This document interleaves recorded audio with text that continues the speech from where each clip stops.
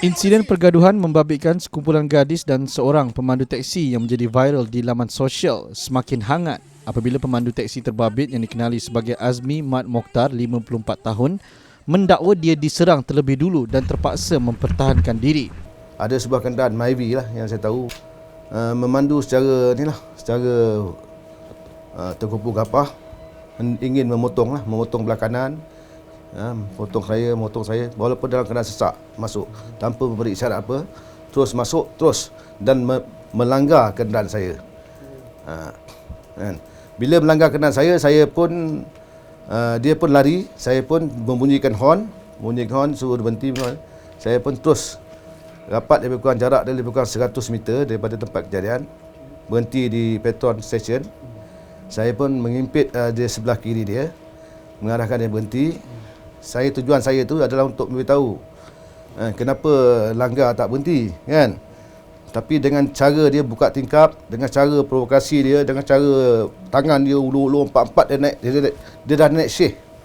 Macam syekh, tak tahu syekh pun saya nak simpulkan, tak tahu macam mana lah keadaan pemandu ke ni? Yang penumpang tu, tiga penumpang. Pemandu dia pun menoleh apa. Cara cakap saya pun tak boleh ingat cakap apa. Apabila dah rapat kenderaan saya nak buka pintu tak boleh buka. Sebab rapat saya pun ingin ke depan semula. Saya keluar. Semasa saya keluar tu, dengan keadaan kaki terhinjuk-hinjuk, kaki saya patah. Belah kiri, saya ada medical dia. Masih lagi dalam rawatan PPUM, patah kaki saya. Belah kiri, tumit saya patah. Saya pun tak boleh gerak bebas. Dia menendang saya di celah kaki saya pun terduduk. Dan datang, dia bukan yang 3 gadis-gadis tu datang, memukul saya dari dada saya. Memukul. Masa tu isteri saya masih ada lagi dalam kereta. Apabila isteri saya tengok keadaan tu, dia pun keluar. Keluar pun dia kata, astagfirullahalazim, asal jangan bertaubat, ni apa dosa ni tak buat ni. Saya cuma cakap kat dia, saya pun cuba menepis lah. Dia pukul sebab dia 3 orang perempuan, 4, saya seorang.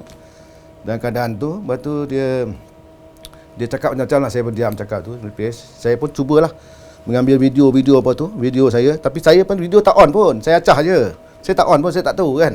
Dah kelang kabut tu saya acah-acah je lah. Acah-acah betul, dia mengambil handphone saya, mengapas handphone dia, baling, pecah handphone saya. Handphone saya jenis Note 3 yang saya beli 2,300. Lepas tu saya pecah tu, saya ambil terpecah. Mungkin saya marah ke apa, saya tak tahu. Lepas tu saya ambil satu handphone saya lagi, Sony Xperia 2. Saya acah kat tu, jatuh. Ada telefon dia, saya ada telefon bawa, jatuh. Dan dia punya LED dah pecah. Itu keadaan tu ada satu orang lelaki datang apa, dia tu dalam pacik. Saya pun keluar pergi ke Tol Balai. Sampai di Balai, dia kurang jam 5 ke balik program itu. Saya buat report polis di Balai Pertanian, Balai Polis Seksyen 9. Dalam buat laporan tu, tiba-tiba seorang lelaki dengan cara ala apa tak tahulah. Cara ala saya nak sebut tak tahulah. Saya tak berani nak sebut orang ni. Saya takut. Ala yang tak sepatutnya lah. Dengan angkuhnya terus melaung. Siapa pukul anakku kan? Itu yang saya dengar, lain saya tak dengar. Lepas tu saya pun tengah menulis tu, saya bangun, dia terus menumbuk mata saya. Mata saya bengkak sekarang. Macam mata saya ni tak sakit lagi ni. Bengkak. Lepas tu tiba-tiba ada satu tumpukan lagi daripada seorang perempuan. Saya tak tahu itu siapa. Tapi dalam lalas tu baru tahu isteri dia. Dia gunakan apa ke, handphone ke apa, menumbuk hidung saya, bengkak hidung saya ni. Dan keluar darah lah. Dan ditarik oleh polis lah. Sementara itu, bapa kepada 4 gadis berkenaan dikenali sebagai Syed Farid Yahya pula enggan menarik balik kes maupun berdamai dan menyerahkan kepada polis untuk menjalankan siasatan lanjut. Tentang siapa langgar siapa, detail of the accident ke ataupun ini, saya minta maaf, saya tak boleh sebab masih dalam investigation. Yang sedihnya saya sekarang ni pasal banyak tumahan-tumahan yang berbentuk tak berapa elok lah. Alright. Jadi saya terpaksa panggil press conference hari ini, alright, bersama peguam saya dan abang saya, alright, di mana kami sekeluarga minta sangatlah, biarkan polis buat tugas dia, Alright, sebagaimana yang saya cakap tadi, kata saya ada confident pihak polis akan berlaku adil dan juga bukti-bukti yang ada. Alright, biarpun dia memihak belah mana pun,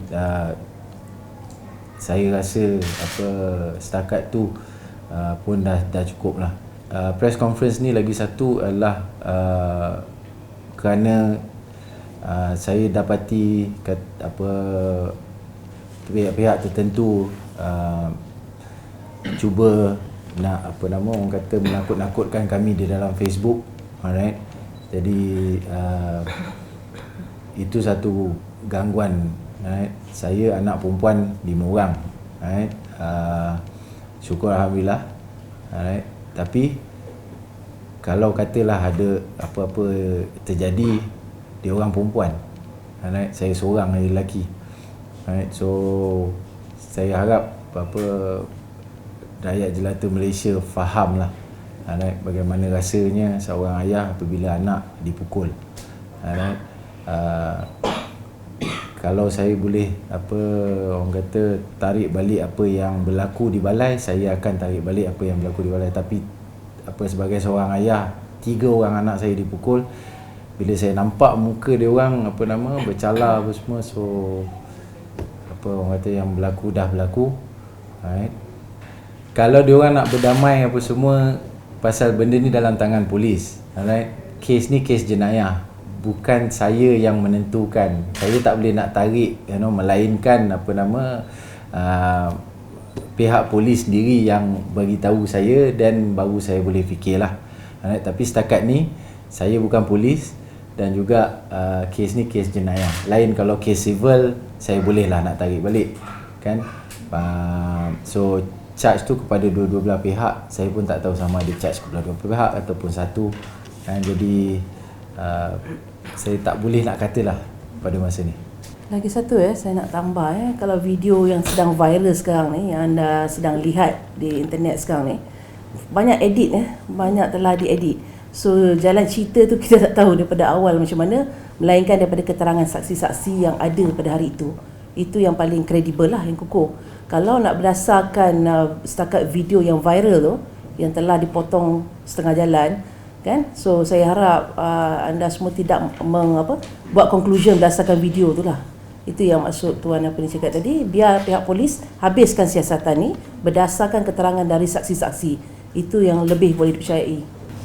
Saya nak cuba tuan-tuan dan perempuan bayangkan kalau seorang perempuan kena sepak ataupun kena tampar, apa yang dia buat? Tentu dia menjerit. Dia tak boleh nak lawan, dia menjerit. Jadi dalam video tu kita dengarlah perempuan-perempuan dia paling apa dia boleh buat?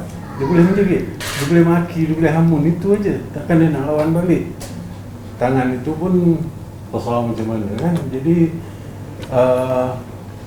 kalau orang kata budak-budak perempuan ni tak ada adab lah apa, cuba dia orang sendiri kena tampar macam mana rasa, ya.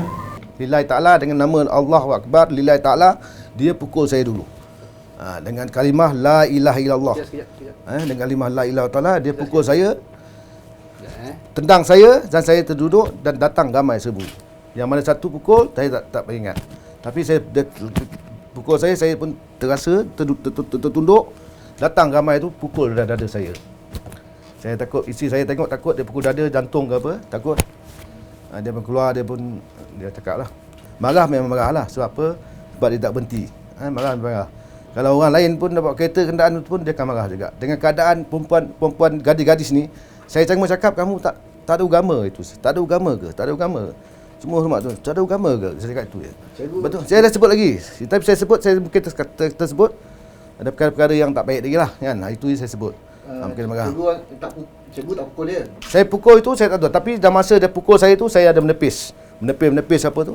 Kan, menepis. Mungkin pada saya. Pukul sebab nampak macam anak ke, budak ke macam mana? Saya pun orang perempuan, mana boleh tak pukul, saya orang tua, kan. Kalau dia cakap lembut, maaf cik, saya terlanggar pakcik, saya pun mungkin reda. Tapi ini dah keadaan dah macam histeria. Gadis-gadis saya tengok dia dah macam histeria. Dah tak boleh mengawal diri. Itu saya cakap, bini saya cakap astagfirullahalazim, mengucap. Dia masih lagi dalam keadaan histeria. Saya rasa biar polis nanti buat penjelasan tu lah. Pasal apa saya nanti cakap nanti salah pula. Nanti yang dulu dikemudiankan, yang kemudian didahulukan. So detail tu nanti conclusion daripada ASP Chang, dia orang kata pegawai polis yang bertauliah. So dia tahu kerja dia lah nanti. Dan kalau ada dakwaan yang mengatakan Myvi itu terlebih dahulu yang melanggar teksi itu, bagaimana dengan reaksi tuan? Itu kita tengok dululah. Pasal benda tu tak jadi lagi, kan? Jadi dia orang pun ada saksi, dia orang pun ada CCTV ke, so sekiranya berbalik kepada anak saya dan tindakan pada masa itu, saya kena refer kepada peguam saya lah. Apa-apa conclusion daripada pihak polis nanti, pihak kami akan mengambil tindakan selanjutnya daripada situ. Pasal saya beritahu tadi, apa-apa yang berlaku sekarang, kami harap tidak ada pihak-pihak yang cuba menambahkan cerita ni lagi, mensasikan cerita ni di TV ke ataupun di internet ke apa, sebab anak guam kami tidak teragak-agak lah nak ambil sebarang tindakan civil. Walaupun kes ini kes jenayah, tapi bila melebatkan reputasi anak guam kami tidak akan teragak ambil tindakan lah. Jadi seperti mana Tuan cakap berulang kali, let the police handle the case. We believe in the police, so let them buat keputusan yang sewajarnya dan seadil-adilnya. Ya. Macam tadi Tuan ada cakap anak Tuan punya trauma, mungkin boleh kongsi sikit. Okey, yang yang nombor 2 tu kan, dia yang teruk sekali nampak dia punya bengkak tu lah. So sekarang ni pun bukan takat dia orang lah. Sekarang ni pun saya dengar dia orang tidur pun pukul 5, pukul 6 baru tidur. Alright. So gangguan emosi tu saya bukan anak-anak saya, jadi saya tak boleh. Tapi yang saya nampak tu dari segi yang nombor 2 tu lebih sikit lah, kan? Yang nombor 1 tu pula dia orang kata dia lembut sikit. Alright, dia kurang semangat. Jadi 2-3 jam menangis.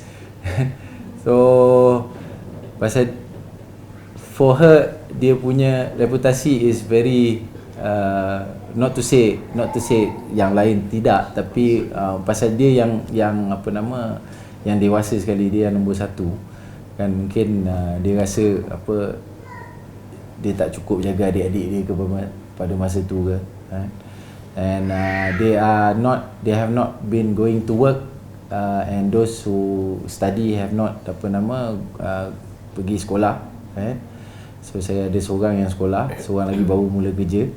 Alright. So tak tahu lah. Ini itu yang saya nampak dari segi fizik, dari segi mental, I am not sure lah. But for me myself, I tak boleh. Yesterday I slept like 5 o'clock, because banyak sangat baca. So I dah stop baca Facebook lah.